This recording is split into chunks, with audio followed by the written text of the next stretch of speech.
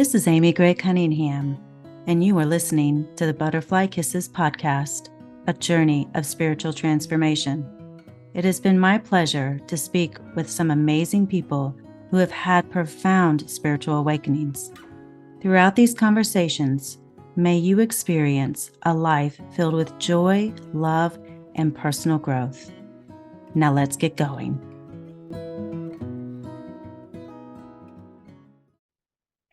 Hello, everyone, and welcome to Butterfly Kisses Podcast.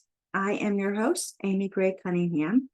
And in today's episode, I have the incredible honor of interviewing the amazing Victoria Rader, a true metaphysical expert and a very inspiring author. We'll talk more about her book as we get into the show. But Victoria shares her fascinating journey of discovering her psychic abilities from a very young age and navigating all the challenges that come with all of her abilities. Very interesting story. And her role also as a possibility coach is nothing short of transformative. So join me now in a heartfelt conversation with Victoria Rader as we discuss the path to finding peace, purpose, and prosperity through embracing love and healing. Well, thank you, Victoria, for joining us on Butterfly Kisses today. I am so excited about this conversation. I just know it's going to be amazing. And I'm already getting chills as I say that. So, Oh, thank you so much, Amy. It's wonderful to be here. I think you, me, and a ton of butterflies. We're all set. That's right. That's right. I've got a bunch of butterflies hanging out around here too. So for those who are listening, I've got butterflies all over my office, and yeah, so I love it. Well, tell us a little bit about who you are and how did you get started in this line of work of metaphysical? Yeah, Right. I think as for most of us, things happen for us way before we become aware that they're happening for us and then try to claim them happening for us. And so actually growing up in Ukraine, I had a collection of butterflies. So, I was waiting for the opportunity to share. It was my one collection. I had incredible butterflies, and I was really, really fascinated because very early on I could look at the butterfly and have kind of a memory of where it's been or what it's done. And I thought it was just my imagination. And then came to discover very early on that I had special gifts and abilities to tune in to the energy of things and to feel what it is that's been happening for them or through them.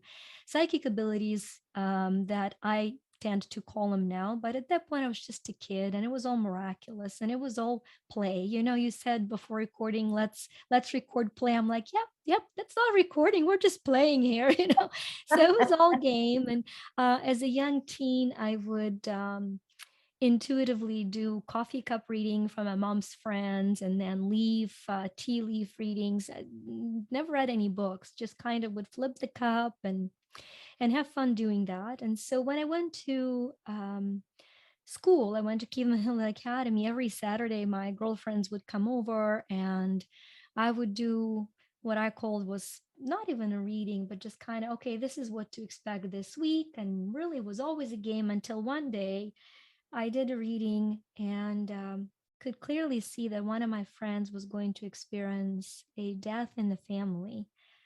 I didn't know what to say, didn't say anything. It, was kind of, well, that's weird. How would I know it? I brushed it aside. And then her name was Anya. And then Anya's dad, literally 2 days later, died of a sudden heart attack in his early 40s. He was our professor, actually. And it scared me so much because first there was survivor guilt of was I supposed to have done something? Then there was this, should I've told her, just all of these complex feelings. But what scared me the most was this gift. And this is when I ran from, I don't know what's going on. I didn't grow up either spiritual or religious. And I actually dove fully into religion. I went from church to church to church. I read the Bible twice. I suppressed any and all feelings, not knowing what they were.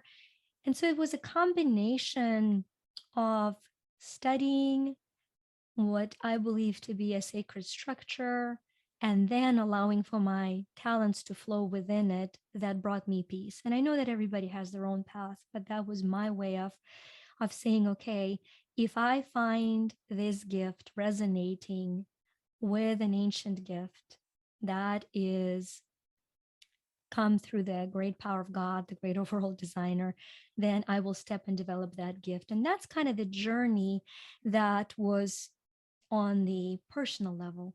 On a professional level, it was a little bit different. Yeah. So you're also an author. You've been writing books, and you have one out now called the ProspermE book. Yeah. And we were talking a little bit before about the lowercase e and the uppercase, or the lowercase m and the uppercase e, excuse me. Can you explain to us what that means? Yeah. When I first came to US, I've decided I wanted to homeschool my kids, and very quickly put my family in debt, because my idea of learning about Greece was to pack my kids and my mom and go to Greece for a month. Came back, my husband explained to me plastic cards don't have money attached to them. I had no concept of credit. So I got into real estate just before recession hit, and in 2008-9, became top 1% of agents in the US while homeschooling the kids, while traveling. So people started asking me, what is it that you do? I started traveling and doing success seminars and business training, only to understand that all of our habits are deeply controlled by subconscious programming. And, that's kind of how I went to get my PhD in metaphysics. Well, somewhere in between, I started looking for, how do I share the knowledge that I have with a person who is me 10 years ago, right? Somebody who wants to take her kids to Greece, knows nothing about money, knows nothing about practical success, dreams big and goes into debt even bigger. That was Love it. so I started writing the books, and halfway through, several of them were published. And so in March of 2021, I had a very, very long packed months, and I had this subtle, still small voice that I've come to recognize and to follow in my life say, cancel everything for March. I'm like, that's bizarre. I have like clients, seminars, having ignored it so many times and knowing the repercussions of ignoring it, I said, okay, I'm just going to do that. I canceled everything. And I really thought, I teach on rest, but I don't know how to rest. I'm not good at resting. Maybe God is teaching me how to rest. Maybe it's just, for me to say, I'm going to take a month off. I can do this. And a couple hours later, it was, well, you need to write your next book. I started writing the book. As the book was coming through me, I went through months of looking for a publisher. One publisher fell through. Long story short, I finally settled on a publisher who said, the book is a bestseller. The title is atrocious. You need to find a better title. So I said, okay, I'm paying this person, so I should listen to their feedback. And in the morning, I prayed and I said, okay, I need a better title. What am I to do with this book, and what am I to do today? And it was a very subtle feeling that said, love me, which, by the way, is both the title for the book and what you are to do today. And that Love Me book is the book that was put on hold, because the next thing that came in was, do you really love yourself enough to trust me to write about what agitates you the most, which is money? I said, yeah, I love me. And so that the title came as little M big E. And I was thinking, my marketing brain said, that's probably Spirit's way of guaranteeing that it's pattern interrupt. The person walks by, and instead of a negative way of, why me? Why life is happening to me? Why everything is bad for me? They can ask, prosper me? Why me? And what a healthy shift it is, right? Why me to prosper? So I'm assigning meanings. Tip, if you're given a channeled or revealed wisdom, stay back from assigning a meaning. You can ask a follow-up question, So I did. I said, okay, this is what I think. What is it? What does it mean? And then I was shown a beautiful vision that all the programs, all the coaches, everything we've done as a company up till this moment has been a combination of little m, which is the mortal, the material matter that manifests part of us, and the essential, eternal essence that expands through us. And so now when I say me, I am me, every one of us, when we say I am me, then it becomes a gorgeous reminder of who we truly are, that we are matter that surrenders to energy, that we're mortal that surrenders to eternal, that we are material surrendering to essential, and that we're manifesting surrendering to expansive. And that process of surrender is done through surrender to love, to eternal love, to God's love, to Creator's love for us and through us. And that has redefined and given so much focus then into what it is that I was going to do. And it was brought into my awareness that I didn't have to start a book from scratch of my path of prosperity, but that I had 35 video trainings on each law of the universe, which always looked as spiritual. And I was shown indeed they're spiritual. And when you live them, you prosper. And so the book became a bridge of taking a universal law and then giving its practical application with a story in my life, then the actual practical 3 steps for somebody who wants to build a life prosperity, how to apply that law, and then the beautiful affirmation that is energetically charged, I call them activations, of how to affirm the power of this particular law into your life. So that's how ProsperME was born. That is a phenomenal story. That, I mean, just I can't even express what I'm thinking right now, because following that process, I mean, I like the fact that I am, anything after that is really in the physical, you know, I am great, I am love, I am, that's all the physical stuff, or I am a woman, I am a mother, but I am me. And the way you explain that really encompasses all of it, the physical and the spiritual aspect of who we truly are. I think there are two of these, I don't want to use the word conflicting, but two misunderstanding interpretation of who we are, because you will see people say, well, we're nothing physical. We're these beautiful spiritual beings. And I'm like, yes, we are, but we're spiritual beings that chose physical reality. So yes, we are this, we're both. And then on the other hand, you'll have people that'll be like, well, just focus on here now. And this is a physical reality. And hereafter will take care of hereafter. I'm like, well, eternal includes now. I mean, you don't have to wait for eternal. It is here. It is now. So we are fully both of those. And when we are acting or living life in one of the other and not both, sometimes it can be a little fairy or a little drudgery, I guess, because we're not, I don't feel that we're supposed to live in, I feel like we're supposed to be in both worlds at the same time. And it's very possible to do that as well. So where can people find your book? Just to go ahead and let them know. The book is online at Amazon and any book retailer. The coolest way to explore the book is by taking a quiz. If you go to moneyquiz.me, and now you know why it's me. So it's moneyquiz.me. And what we've created is a very fun and tender way for somebody to see what their driving emotion is, because emotion is energy in motion. The quiz is called What's Your Money Healing Mode? So we come into this world wired to be driven to contribute through one particular emotion more than some others. There are 4 of them that we introduce in a quiz. And sometimes when it is not channeled properly, it comes through us to our own detriment.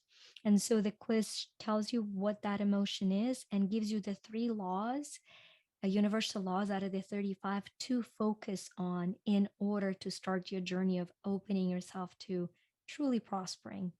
And that's you can just get the book, or I'd recommend doing the quiz, and then it'll be a fun way to start the book from those 3 laws. And then however you're guided, either back in the order they're written or as you're guided going through them. Interesting. Well, I will definitely make sure I have that quiz linked on the show notes for people who are interested in taking that, because that would be, I think I'm going to take it as well, just to see.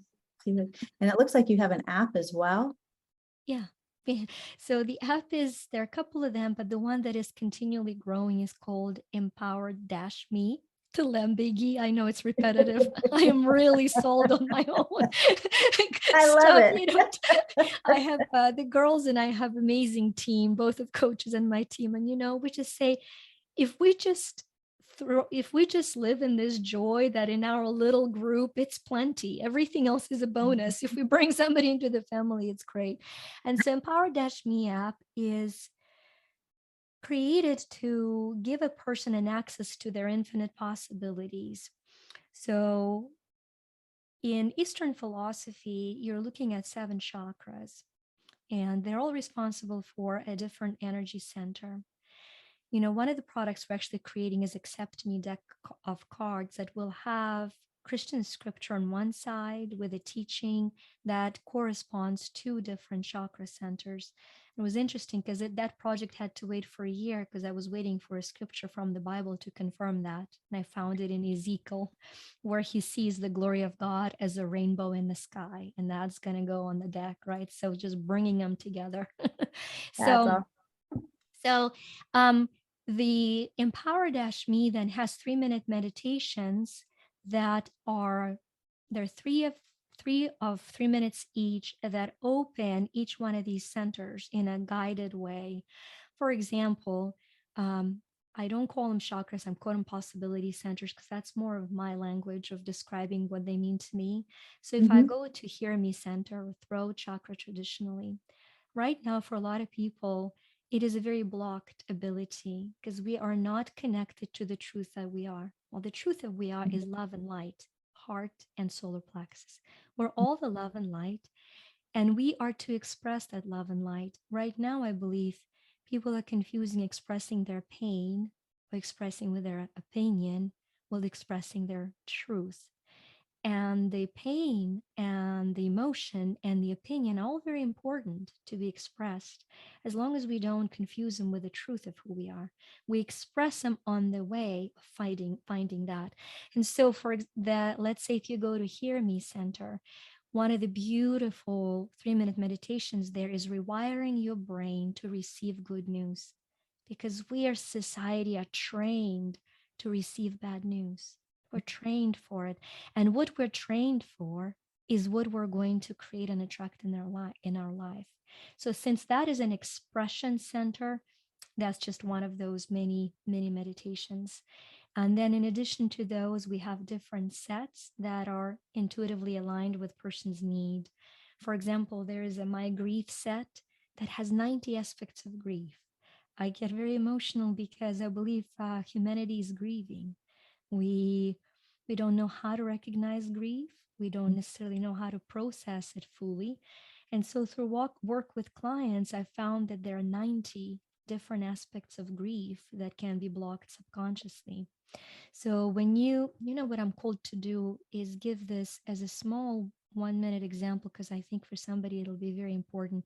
When you go to the app and you click My Grief, you shake the phone and it intuitively matches you with a hidden aspect to process on that day. So what comes through for us is feeling stolen from. So first you validate the feeling, I feel stolen from and robbed. Then each one of these has a visualization for your brain to release the feeling. With your eyes closed, locate the dark, empty spots within your energy in your body where this feeling resides. Then imagine a beautiful lilac golden light being poured into those spots, filling them completely and overflowing, making your body relax. And then the third one is affirmation. Affirm with your hand on your heart. The energy that was taken away is now being returned, pure and whole. I am hopeful. I am me. And so it's a very tender sub part of our app, because as I've mentioned to you, Amy, being Ukrainian, I have to use my app quite a bit processing the bouts of grief that that are present for me. Yeah. And you are from Ukraine, and one of the questions I've heard is that I wanted to ask you about being from Ukraine, and especially with the war going on right now. How has that experience with, you have family and friends that have lived through that war, how has that affected your spirituality, your spiritual beliefs, and how has it grown Mm-hmm. or shifted?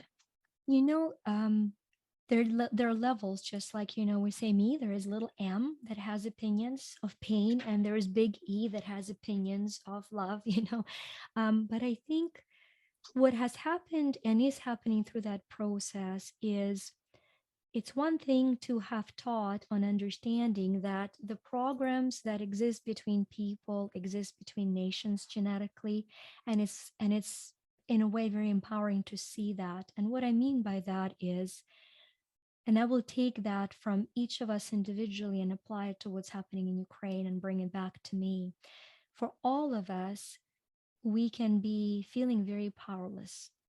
And when we feel powerless, we feel that something that we want is out of our reach.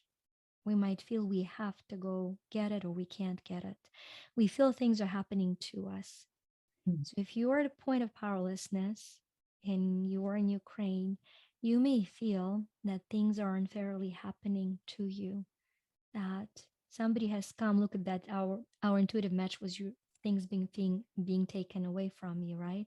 So whether it's applying to you in your life immediately or there is the subconscious program of, I have what is mine and it is being attacked, and I feel powerless. So in order to reclaim my power, I must defend it. For Ukrainian psyche, the program, I must defend my freedom, is one of the biggest program we carry. The Ukrainian anthem starts with, Ukraine has not died yet.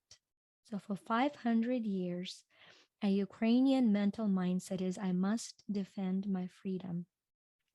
So must defend what I have is the next level of power. It's power hunger. So when you are powerless, you go try to get what you don't have. You become a tyrant. And so that's the program that is happening, on Putin's part. I hate to say Russia because Russia is not evil. Evil is in Russia, right? So I want to be very clear that we know the difference. And so somebody who says, if only I have more, then I will be powerful, is somebody who's very powerless and wants us to make parallel with our life. Somebody who says, I have what it takes to be happy, but I must protect it at any cost, is power hungry. That's where Ukrainian people are.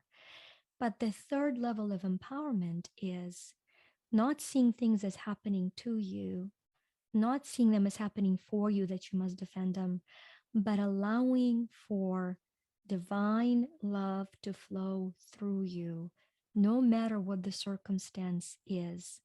So your power is not defined anymore by going and getting things or by protecting things that you have, but by surrendering to being the tool of the divine in your life. I believe the globe right now reluctantly is making a shift in that direction.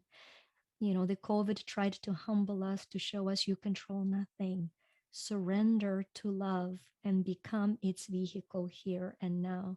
And as you do, you can impact the lives of so many. And so I think that's what happens to me, for me, and through me, as I witness, as I lose, as I lost my great aunt in a very brutal incident where she was murdered purposefully. The first emotion, of course, is, how could this happen to her? That's powerlessness. And then I would say, wait a minute, how did it happen for her? She's free from this horrible nightmare. How did it happen for her family? They're brought together. They will be stronger. They will now know of her presence, their spirituality. But the most important question becomes, so what does it mean to me? What am I to learn so that God works through me? And that's when I say, great, I'm going to launch the clothing line where 100% of the profit, and most of our profit in business right now anyway, goes to rehabilitate those soldiers that are, maimed, or those children that are orphaned. So I cannot go and fight the war, but I can bring peace through me. That's been the journey of seeing the patterns and of experiencing them emotionally on a very intimate level. Mother Teresa was quoted as saying, and I'm going to probably not get this correctly, but if you're inviting me to a war rally, I won't go. But if you're having a peace rally, I will be there. And I always live by that, because if I can respond from a place of love, no matter what's going on in the world, and try to find or see it from a higher level, from the perspective of love, from the lens of love, really truly changes the situation. And, I heard just today that there was another college shooting, where there was a shooting on one of the college campuses. And, a lot of my friends are like, the world's going into hell in a handbasket. And I'm like, for me, I just see the love in all of that. The love for the shooter, and the love for the victims, and the love for the family, and trying to see it from a higher perspective. How do you see and react to the injustices, quote unquote, that are done? I think there are two very clear teachings for me that I find comfort in. One thing that I know with every fiber of my being, that none of us come into this physical reality a second before, or leave a second after or before of our divine timing. If I know anything, that is that within the divine calendar of being, the moment of our birth and the moment of our death are the two beautiful points of destiny, right? And the dance in between is danced with our free agency. So that's obviously just how this is my map of the world and how I see that, and the comfort I receive from that. Part of it is that whenever somebody in the family had to cross over, my mom would have a dream almost down to the exact date. When somebody is to be born into the family, I have down to the day. It's like, okay, it just is. It just is. It's one of those things that I'll die saying, I just know it's to be true. I don't have to convince anybody. It's just true. So that's one thing. And so knowing that no matter how heart-wrenching it is for a parent or for a partner, or for a child to have lost a loved one, the time will always feel to have been cut short. And that is a beautiful feeling to validate and to heal. But that eternally, that crossing over is divinely appointed. That brings me a lot of comfort. Knowing that brings a lot of comfort, and hopefully brings comfort to somebody else. And then on the other side, to understand that how to forgive without justifying, how to really look into event and say, I had one of the spiritual teachers about 7 or 8 years ago. We had a conversation and she said, there is no right or wrong. And I said, well, if there is no right and wrong, and I'm not disagreeing, then it cannot possibly be wrong that there is right and wrong. Right. I think she's still thinking about that, because the very premise that there is no right and wrong supposes that there is right and wrong, because it can't be wrong. Right. So it's just brain candy. That's just a brain candy. But the bottom line is, when a horrific thing happens, it's very important not to justify it as anything but what it is. Taking another human's life is a horrific thing. And yes, there might be reasons, a person's mental state, that caused them to do whatever the story behind the horrific incident. But it's important not to justify it, so that you can fully accept it for what it is, and then as fully forgive it for what it is. Because whatever part we justify, we rob of forgiveness. So that's just the law of forgiveness is one of the 35 laws in the ProspermE book. And so a lot of us in a hurry to have justified the event, have not accepted it fully for the truly horrific impact it has in this material world for this little M. And the M has to forgive, and so that's the two aspects that I've come to understand. Yes, we are each on our own journey, and yet, yes, there is what is perceived by someone as wrong done to them, and they have to forgive it, so it becomes a path that opens for them to later allow God to work through them.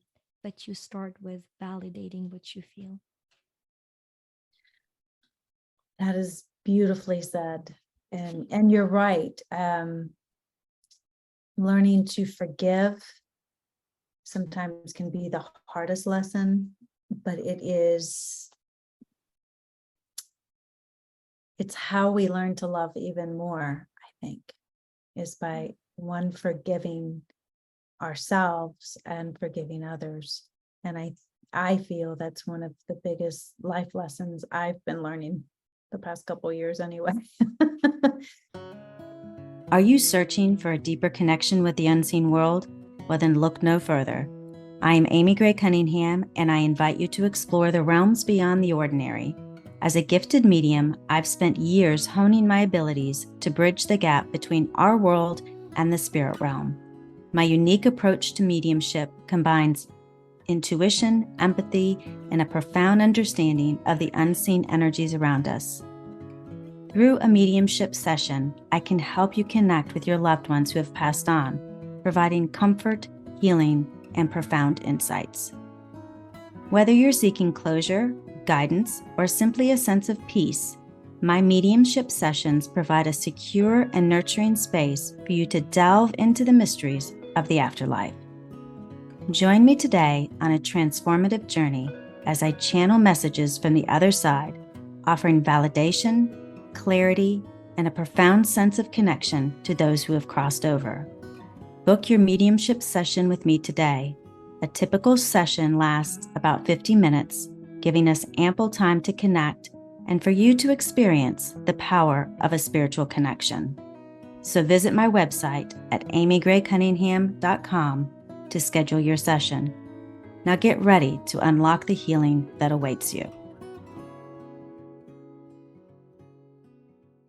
What are some of the life lessons that you think, what is your passion, your mission for being Victoria Rader in this lifetime?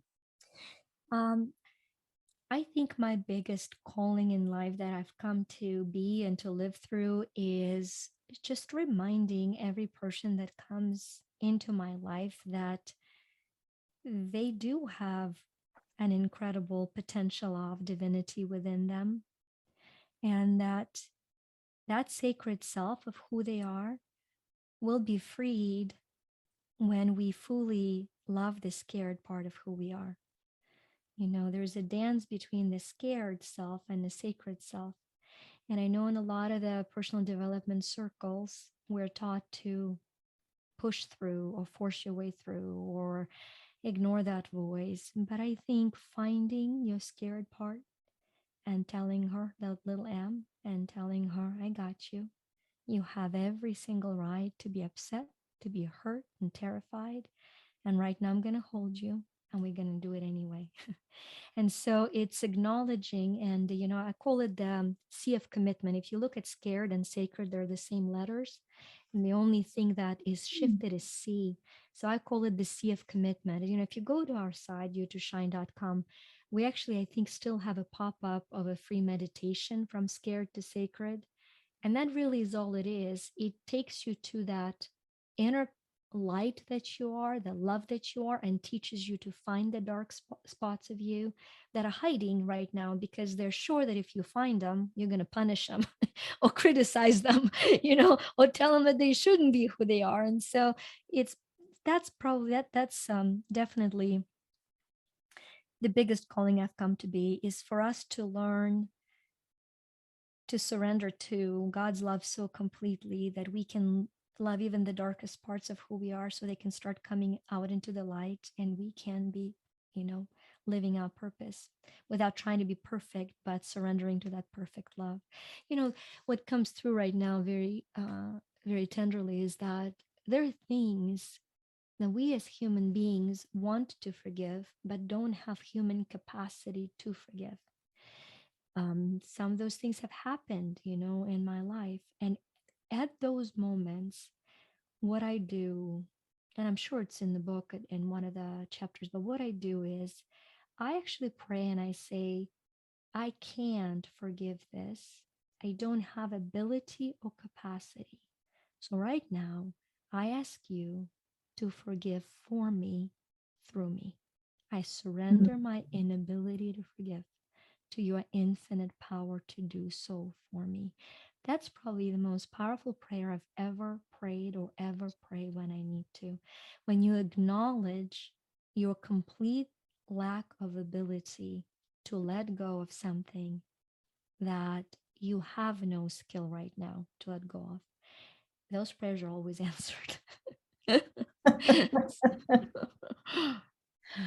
Yes, I mean, because there's times even in my life where, well, when my husband passed, I was not capable of forgiving, not necessarily him, because what happened was a complete accident. But I think it was more of God for taking him, and just the anger that ensued afterwards.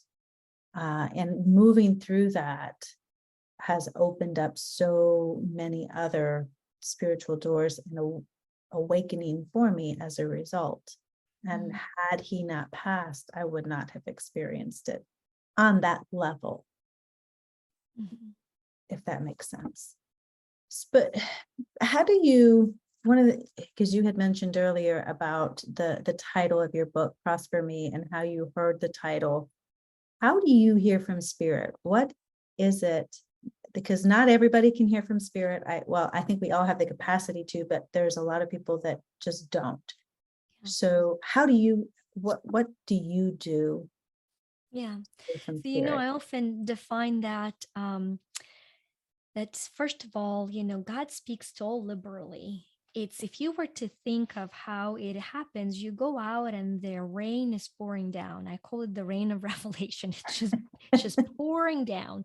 And then what happens if we were to collect what we are to apply in our life, we have different capacity to capture it. So if I come out with a little teeny tiny, glass, and somebody else next to me comes out with a bucket, and somebody next to me is dragging their bathtub out, the amount of received water will correspond to our capacity to have received, not to the fact that somehow there is a choice of somebody. So God's like, I'm going to talk to Amy and Vika. I got them. Everybody else is on their own, right? That doesn't happen.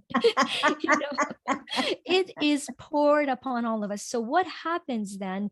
This life becomes a journey of increasing your capacity to receive. How do you receive? You first become aware. All of us, the moment when we've had a moment when somebody's name came in, and then all of a sudden the person called. Or now, when you are listening to this, when somebody's name came in, how about you ask that? That's the first step of opening your capacity to hear the spirit, because we all have had name come in. So when the name comes in now, you're going to pause, stop everything you're doing and say, amazing piece of information. What do you want me to do with it? And then be still until you have a little inkling of what to do with that. That's the beginning of communication with guidance. And every time you act, you expand your capacity to receive more. So for me, my day starts with, I actually do a 3-minute meditation. I do. I love them. I used to meditate all the time and very rarely had more than 3 minutes. So we created them as that. So I do meditation. Then I do a healing. I actually connect to the energy of God and I ask, what am I to heal in me and for me today? And then I shift the subconscious program that blocks me. Then I ask, what am I to manifest today? And when I receive that, I create that for the day. And so I say, great, so I walk through that. Then I actually read scriptures, and 9 out of 10 times the message there will be aligned with the message that I've had. And then I read for 20 minutes of the books that I'm currently reading. There is a beautiful book. It's not my book, but it's very much worth reading. It's called Two Chairs by Bob Badine. And in the Two Chairs book, Bob Badine teaches on daily chats with God, where you imagine you're sitting in one chair and God sits in the other, and you say, okay, this is too heavy for me to carry. So you carry that for me and tell me what I am to do today, and tuning in and listening. So I think we all have that ability. And now the very practical step, you can actually tune in and say, okay, whose name? And the first name that comes to mind, what am I to do? And then you act on it. And then the miracle of a communication begins. I love it. I love it. I do a very similar practice to what you do in the mornings. I just start with the readings first. Just because I have to have my first cup of tea before I can, get motivated. Have my eyes open, I guess, and be a little bit aware of what's going on. But yeah, and that's a unique way of looking at things with the two chairs. I like that. So I'm gonna have to get that book and read that book as well. Wonderful. That's a good book. Yeah. It's a wonderful book. I actually know, speaking, you shared with me just prior to recording this, how you were guided by the Spirit to do a podcast. And so I had a very similar experience where it's funny we talk on the topic, where God was like, you need to do a podcast on all about the voice. And the whole podcast I did one season was interviewing different people on how to hear God's voice and follow it. I mean, the whole, so it's you asking it is like funny. And so when I was asking who to invite, Bob Badine's name came in, and I'm like, oh, come on. But Bob Badine is like, he's the top 1 recruiter in the US. His firm is recruiting for top 500. He's a busy person. And God's like, yeah, but he's my son. Okay, I got you. So I said, okay, no problem. So I wrote a note to Bob Badine, and I said, I loved your book. I think I've sold more of the copies for your book than my own copies, because when I love something, I share about it. And I said, I'd love to have you on my podcast, so people hear in your voice how to follow God's voice as per your book. And he responded immediately. And so one of those episodes is with Bob Badine. And but that was the purpose for that one season, was, okay, I genuinely believe God speaks to all. How do we help people to hear that voice and to follow it? That's awesome. I love it. It's funny how things just work out that way when you just follow the divine guidance. Yeah. And go with that. So, although I could do the podcast, that would be much more fascinating. 7,003 times I didn't follow the divine guidance. And this is why I learned how to listen to it, That's so true. Sometimes we have to learn through the pain instead of actually doing the, the easy way. It's like, okay, hit me over side the head. What was that cartoon where the guy, the Roadrunner, where he would just get beat over the head with the brick, or the train would fall on him or whatever. Very That's much, what you learn. So. Yeah. So what is a possibility coach? You're a possibility coach. What does a possibility coach do? About a year and a half ago, so our company started growing a little faster and expanding, and I at that point, brand coach said, this is great that you have this company, but you don't have a title, so you need to have a title. I said, okay, I don't know. I've worked for referral for 2 decades. I haven't advertised in 2 decades. Every client was referred to me by previous clients. So I have posted online, and I said, hey guys, when you refer me to other people, what do you tell them that I do? And we've kept the answers because they're tender testimonials now that we lean into. But almost every answer said, well, I didn't think I could survive cancer. And not only it became possible, I'm now thriving, and this is what happens. I didn't think it was possible to get out of debt, and now I own a business free and clear, and that phrase, I didn't think it was possible, and now gave way to possibility coach. That's how it was born. And then the spirit explained to me further that there was a connection between possibility coach and possibility centers that I call chakras.